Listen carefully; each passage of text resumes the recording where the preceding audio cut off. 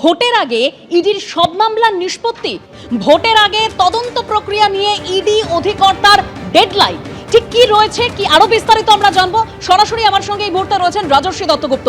রাজর্ষি, দেখো, 19 থেকে 21শে ফেব্রুয়ারি অসমের গুয়াহাটিতে ইডির ডিরেক্টরেটের একটা কনফারেন্স হয়েছে জোনাল অফিসারদের নিয়ে।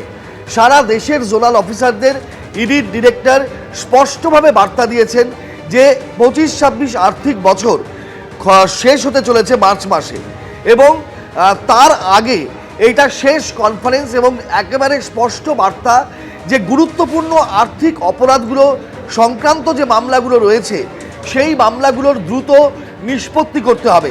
বলা চলে এক কথায় তিনি ডেডলাইন বেঁধে দিয়েছেন। এবং এটার আরেকটা তাৎপর্য হচ্ছে যে এপ্রিল মাসে 5 রাজ্যে ভোট হতে পারে, এই সম্ভাবনাই এখন তীব্র, এবং পশ্চিমবঙ্গেও ভোট হওয়ার সম্ভাবনা এপ্রিল মাসে, এবং এই পশ্চিমবঙ্গে অনেকগুলো ইডির মামলা চলছে।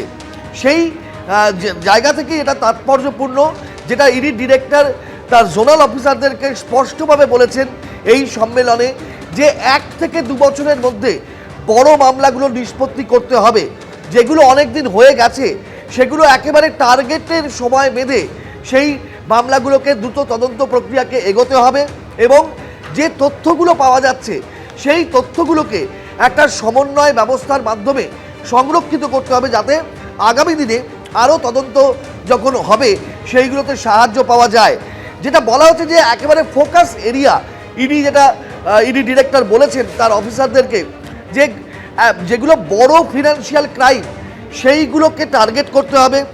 বিদেশে টাকা পার্ক করা রয়েছে, এই মামলাগুলোকে খুঁজে বের করে সেইগুলো নিষ্পত্তি করতে হবে, বা তদন্তকে দ্রুত এগোতে হবে, স্পিড আপ করতে হবে। এবং টাকা নয় ছয়, মানি লন্ডারিং, যেটা ইডির মূল তদন্তের জায়গা, সেই সংক্রান্ত মামলাগুলোর নিষ্পত্তি করতে হবে। অর্থাৎ এক কথায় বলা চলে যে 5 রাজ্যে ভোট, তার মধ্যে পশ্চিমবঙ্গ পড়ছে, এবং পশ্চিমবঙ্গে একের পর এক ইডি মামলা রয়েছে। অতি সাম্প্রতিককালে আইপ্যাকের অফিস এবং প্রতীক জৈনের বাড়িতে ইডির অভিযান নিয়ে তুমুল বিতর্ক এখনও চর্চার মধ্যে রয়েছে। সেই প্রেক্ষাপটে ইডির ডিরেক্টর তার সারা দেশের অফিসারদেরকে সঙ্গে নিয়ে বড় আর্থিক অপরাধগুলোর, এবং যেগুলো অনেক দিন ধরে চলছে সেগুলোর নিষ্পত্তির ডেডলাইন বেঁধে দিলেন। সেইটা কিন্তু সেই দিক থেকে একটা তাৎপর্যপূর্ণ বিষয় বলে মনে করা হচ্ছে। ধন্যবাদ রাজর্ষি।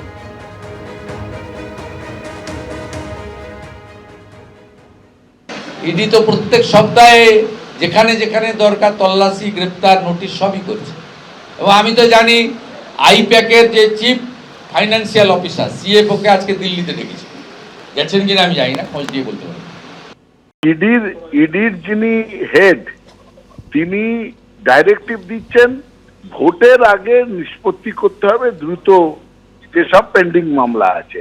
তো নিষ্পত্তিটা কাকে করতে বলছেন? তো আদালত কি ইডির যিনি হেড তার কথায় উঠবে বসবে?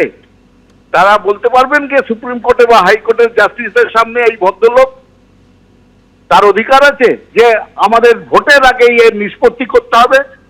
এসব হুমকি ধুমকি একবার অমিত শাহর কাছ থেকে শিখছেন, হিজ মাস্টার্স ভয়েস।